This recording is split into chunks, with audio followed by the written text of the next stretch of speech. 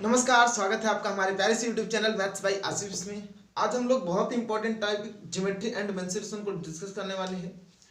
Geometry अलग topic है और मेंसुरेशन थोड़ा सा हटके है। तो ज्योमेट्री में क्या होता है कि आपका 2D लगभग 2D जितने भी फिगर होते हैं उसके विषय हम लोग डिस्कशन करते हैं। और ज्योमेट्री क्या और मेंसुरेशन में क्या होता है उसके एरिया और वॉल्यूम के विषय हम लोग जानकारी लेते हैं, ठीक है ना। तो देखते हैं आज हम लोग ज्योमेट्री एंड मेंसुरेशन। तो स्टार्ट करते हैं एक प्यारा सुनहरा सा फिगर से, रेक्टेंगल। रेक्टेंगल की क्या प्रॉपर्टी होती है, क्या नहीं होती है, उसके विषय हम लोग डिस्कस करते हैं। तो रेक्टेंगल क्या होता है भाई, चार भुजाओं से घिरा होता है। फोर साइड से क्या होता है, वो बाउंडेड होता है। और उसमें क्या होता है कि जो आमने सामने की भुजाएं होती हैं, जो आमने सामने के जो क्या होते हैं साइड्स होते हैं, वो क्या होते हैं, इक्वल होते हैं। और साथ साथ इनके बीच का जो एंगल होता है, चारों एंगल होता है, वो कितने का होता है, आपका 90 का होता है, ठीक है ना।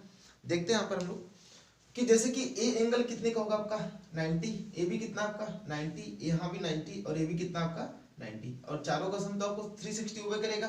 तो करने का मतलब कि एंगल ए plus angle B plus angle सी प्लस एंगल डी का जो सम होगा कितना होगा आपका 360 होगा। क्लियर है आपका।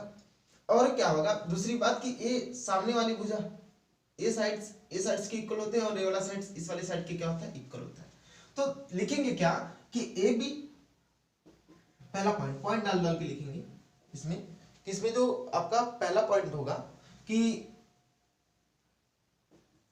A B equal to c d and a d equal to कितना होगा आपका बी सी होता है। क्लियर है आपको। ए बी इक्वल टू कितना होगा आपका सी डी होगा और ए डी इक्वल टू कितना होगा आपका बी सी होगा। अब पॉइंट नंबर दो क्या होगा कि angle A equal to angle B equal to angle C equal to angle D, ये कितना होता है आपका 90 होता है। कितना होता है आपका 90 होता है। तो दो पॉइंट हम लोगों ने देख लिया। तीसरा पॉइंट क्या होता है, इसका हम बात करें यहाँ पर रेक्टेंगल में। तो रेक्टेंगल की सबसे बड़ी बात होती है कि इनका जो एंगल, उसको तो बाद में डिस्कस करेंगे, पहले इसका परिमाप देख लें हम लोग। इसका क्या देख लें हम लोग, पेरीमीटर देख लें। इसका जो पेरीमीटर होता है, अब तो स्पेलिंग बताइएगा, पेरीमीटर कितना होगा आपका भाई। पेरीमीटर क्या होता है कि चारों भुजाओं का जो सम होता है, चारों साइड्स का जो सम होता है, उसी को हम लोग क्या कहते हैं, पेरीमीटर कहते हैं। तो यहाँ पर क्या होगा, a b plus b c plus c d plus कितना होगा आपका ए डी होगा कि नहीं होगा। अब ध्यान दो कि मान लो ए, इसको हम लोग एल से डिनोट कर दे, किससे डिनोट करते हैं, एल से। तो भाई ए इसके इक्वल है तो ए भी कितना होगा आपका एल ही होगा। बात सबको समझ में। अगर ए एल है तो यहाँ से यहाँ तक भी कितना होगा एल होगा, क्योंकि आमने सामने की जो साइड से हो गया इक्वल है।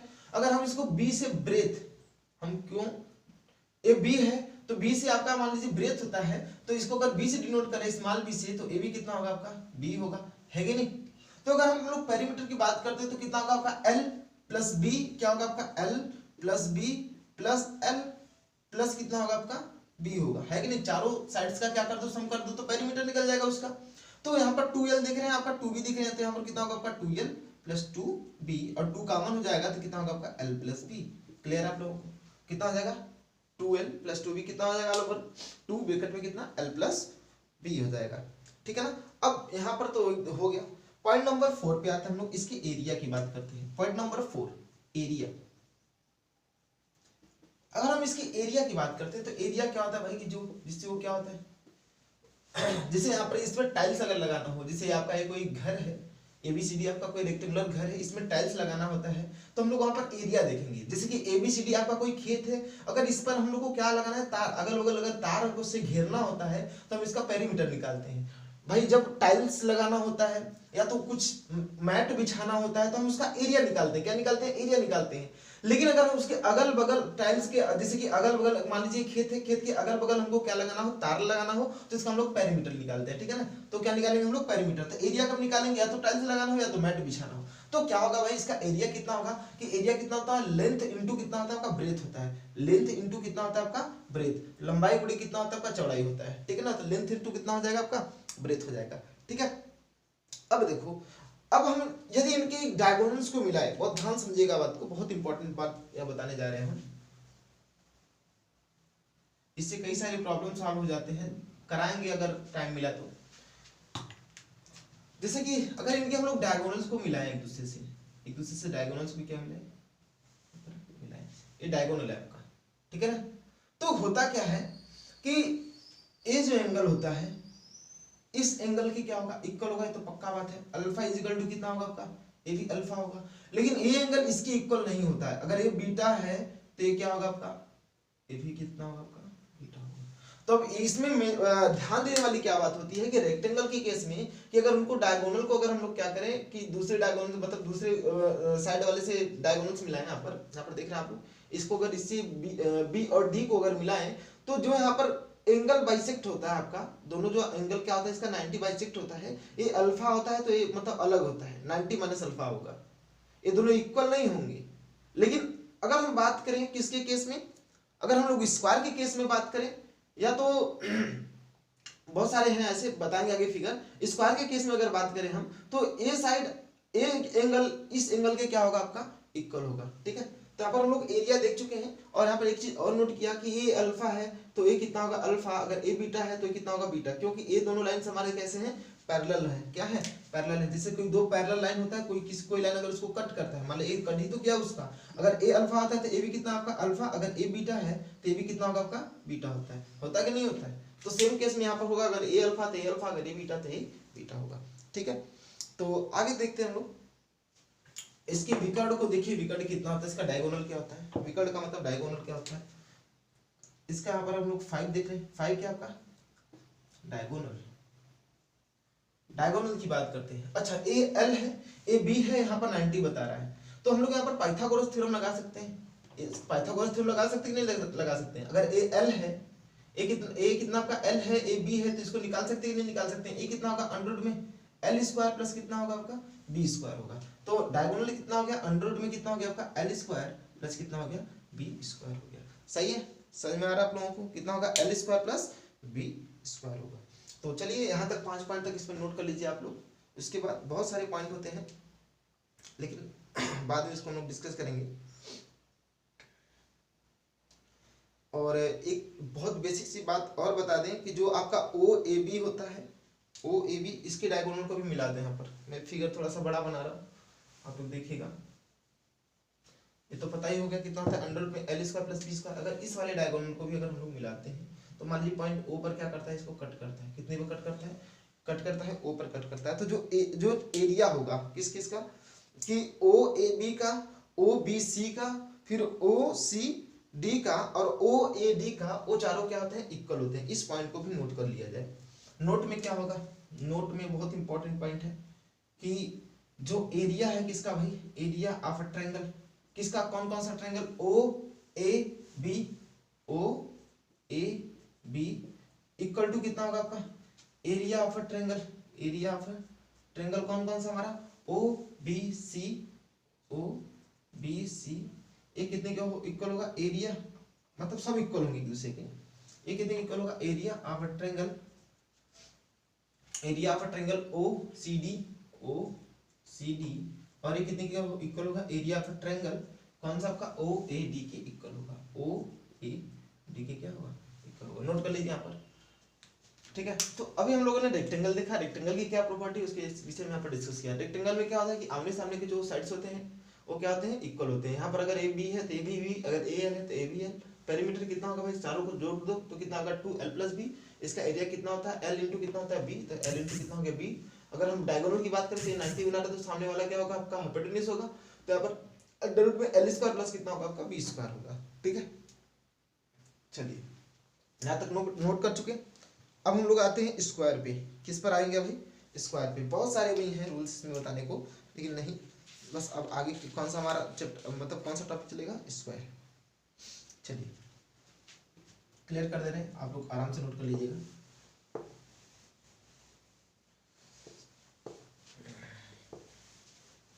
स्क्वायर क्या होता है, स्क्वायर में जो चारों साइड्स होते हैं वो क्या होते हैं इक्वल होते हैं। स्क्वायर में जो चारों साइड्स होते हैं वो क्या होते हैं इक्वल होते हैं। देखते हैं हम लोग स्क्वायर, तो स्क्वायर का पहले फिगर देख लीजिए आप।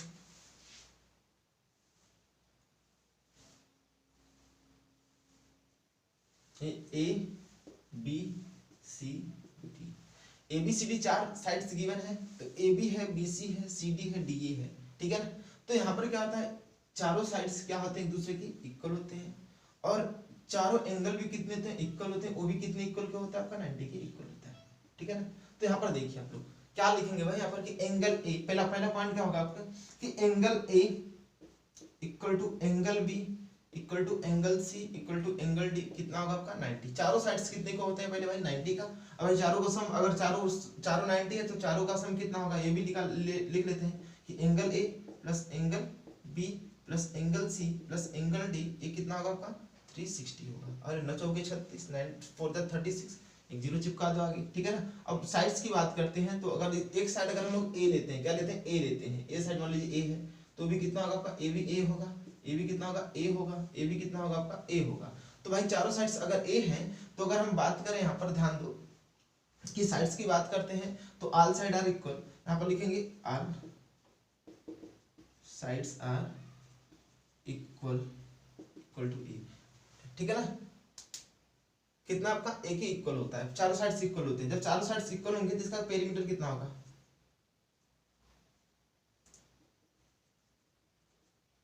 तो पेरीमीटर क्या होगा इसका ध्यान दो भाई a plus A plus A plus A, A plus A plus A plus A which are equal to कितना आपका 4a। अब point number 6, point number 6 area की देख रहे हैं यहाँ पर हम लोग, क्या देख रहे हैं हम लोग ए एरिया देखते हैं हम लोग। तो एरिया कितना होगा भाई, लेंथ यही है ब्रेथ यही है तो कितना होगा आपका a into A, A into कितना होगा आपका a, तो कितना आ गया आपका a स्क्वायर, कितना आ गया आपका a स्क्वायर। अब डायगोनल की बात होगी, अब किसकी बात होगी यहाँ पर डायगोनल की बात होगी। तो डायगोनल क्या होगा यहाँ पर ध्यान दो, डायगोनल हम इसको मिलाएंगे यहाँ से यहाँ तक। अभी लेकिन हमने जस्ट बताया कि डायगोनल में क्या होता है कि a इसकी इक्वल होगा और ए वाला इसकी इक्वल होगा, सही है ना। तो लेकिन आप लोग को इंटरेस्टिंग बात इसमें होता है कि रेक्टेंगल और स्क्वायर में क्या डिफरेंस होता है कि जाहिर सी बात है कि पहले तो साइड में डिफरेंस होगा रेक्टेंगल में कि भाई आमने सामने के पास उसमें साइड्स इक्वल होते हैं, लेकिन इसमें चारों साइड्स इक्वल होते हैं। तो इसमें क्या होता है कि भाई यहाँ पर अल्फा लिए थे यहाँ पर बीटा लिए थे, लेकिन नहीं यहाँ पर दोनों अल्फा होगा। अगर ए अल्फा है तो ये भी कितना होगा आपका अल्फा, अगर ए अल्फा है तो ये भी कितना होगा आपका अल्फा। मतलब चार जो ए एंगल होगा एंगल बाइसेक्टर और भी क्या होगा आपका दोनों क्या होंगे आपके इक्वल होंगे। क्लियर है आपका। तो यही इसमें मेन होता है, ये दोनों क्या होते हैं इक्वल होते हैं। अब अगर हम बात करें डायगोनल की बात करते हैं तो किसकी बात करें यहाँ पर, इसकी बात हम लोग डायगोनल की। पॉइंट नंबर 6 हो गया, 5 रहेगा। पॉइंट नंबर 6 डायगोनल की बात करते हैं हम लोग।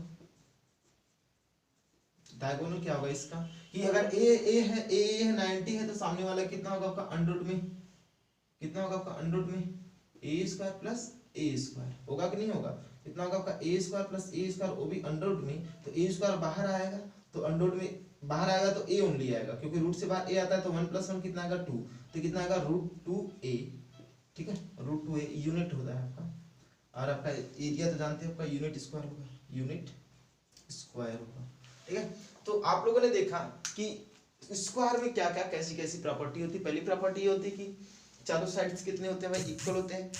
सेकंड वाली प्रॉपर्टी क्या होती है कि ईच एंगल इसका कितना होता है आपका 90 होता है। और थर्ड वाली प्रॉपर्टी में हमने क्या देखा कि सॉरी ये तो हो गया मतलब थर्ड वाली प्रॉपर्टी या तो फोर्थ वाले में क्या देखा पेरीमीटर इसके क्या होते हैं भाई चारों साइड्स अगर इक्वल होते हैं तो भाई 4 बार बस ए को ऐड कर दो तो कितना होगा आपका 4a होगा। और एरिया की बात करते हैं तो length into breadth, length into breadth a into a कर दो आपका कितना आएगा आपका ए स्क्वायर आ गया, ठीक है। जब ए स्क्वायर आ गया तो उसके बाद हम लोग आसानी से इसको क्या कर सकते हैं सॉल्व कर सकते हैं, ठीक है ना। अभी कहाँ से है कैसे भी है उसको भी बता सकते हैं, लेकिन पहले आप लोग यहाँ तक डिस्कस कर लीजिए, ठीक दिख रहा है सबको, बहुत अच्छा।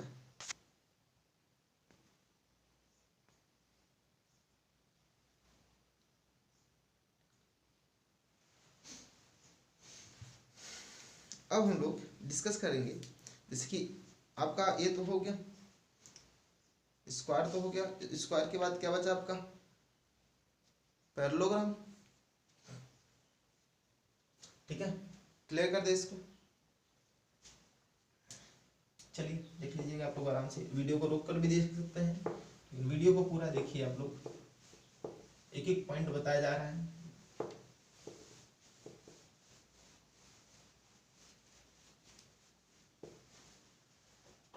अब हमारा अगला है पैरेललोग्राम। पॉइंट नंबर 3 क्या था,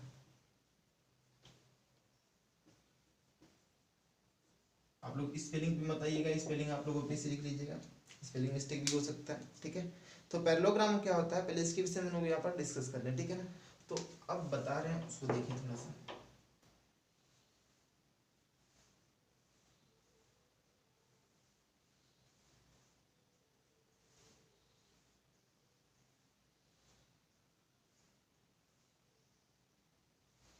ए बी सी डी, इसमें क्या होता है प्रॉपर्टी कि ये जस्ट आपका रेक्टेंगल होता है, क्या होता है रेक्टेंगल। अब रेक्टेंगल में क्या होता था ध्यान दीजिएगा, रेक्टेंगल यही होता है।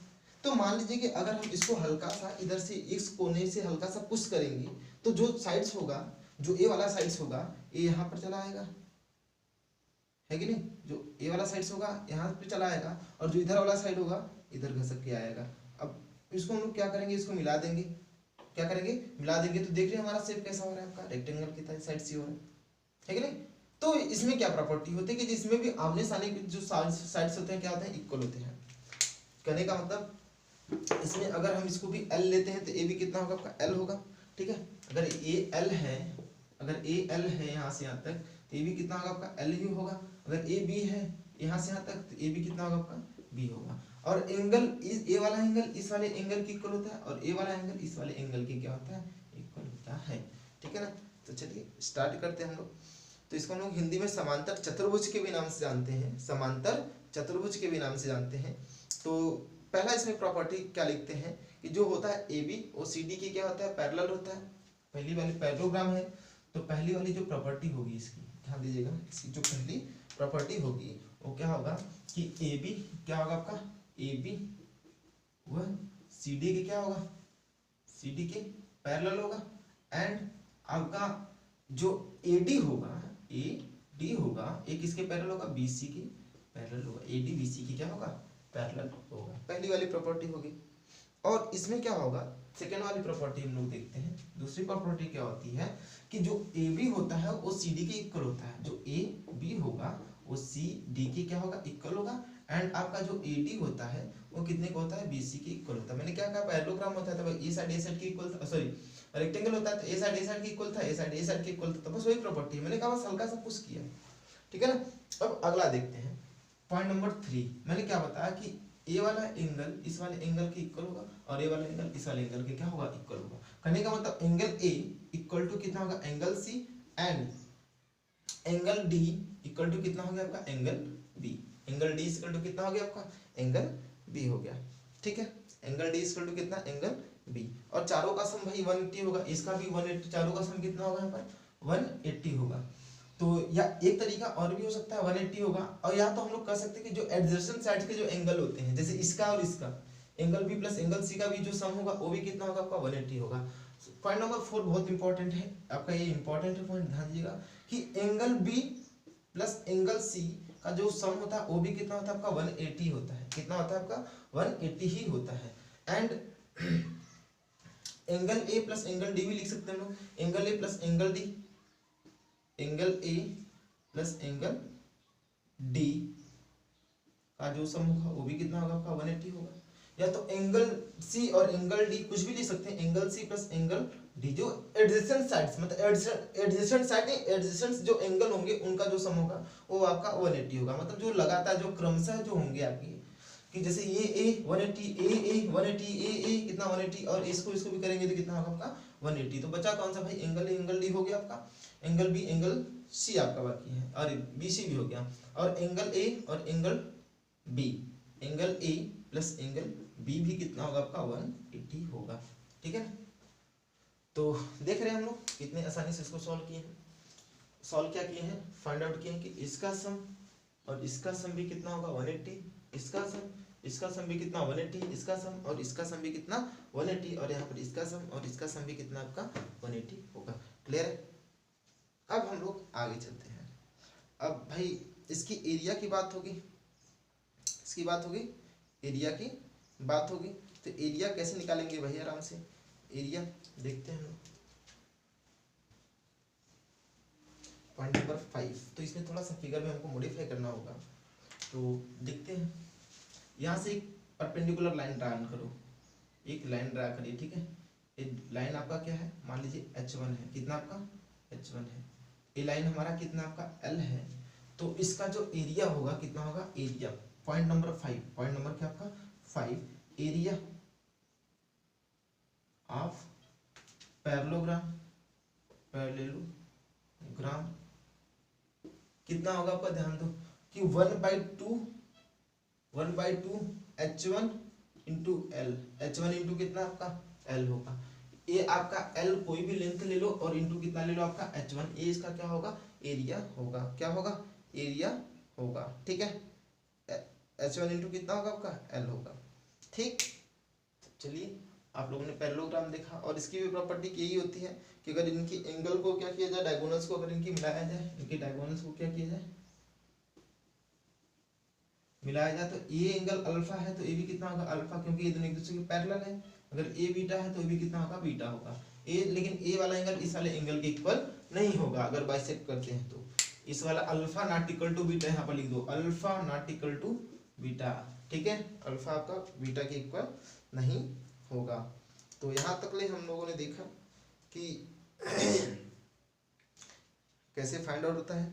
और यहाँ पर भी जो चारों साइड्स का जो एरिया होता है क्या होता है, मतलब कि चारों ट्रायंगल का एरिया, यहाँ से भी एक ले लें हम, मान लीजिए पॉइंट ओ पर क्या करता है, बाइसेक्ट करता है, तो ओ डी सी का एरिया, ओ बी सी का एरिया, ओ ए बी का एरिया, ओ ए डी का एरिया क्या होता है, इक्वल होता है। कहने का मतलब area of a triangle A O B equal to area of a triangle A B O C, या तो ए ओ डी कुछ भी लिखो, A O D equal to area of a triangle, कौन सा आपका ए डी ओ सी एक देखो होगा area of a triangle B O C के क्या हो गया, इक्वल हो गया। तो ये आपका एरिया था। तो चलिए आज हम लोगों ने क्या देखा कि मतलब कि रेक्टेंगल, पैरेललोग्राम और स्क्वायर, तीन फिगर देखिए, और तीनों फिगर की क्या प्रॉपर्टी होती है, क्या वर्च्यू होता है, उसको बहुत आराम से डिस्कस किया, ठीक है।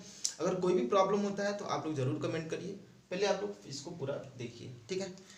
तो देखते हैं आप हम लोग आगे मिलते हैं अगले नेक्स्ट वीडियो में, तब तक के लिए जय हिंद जय भारत।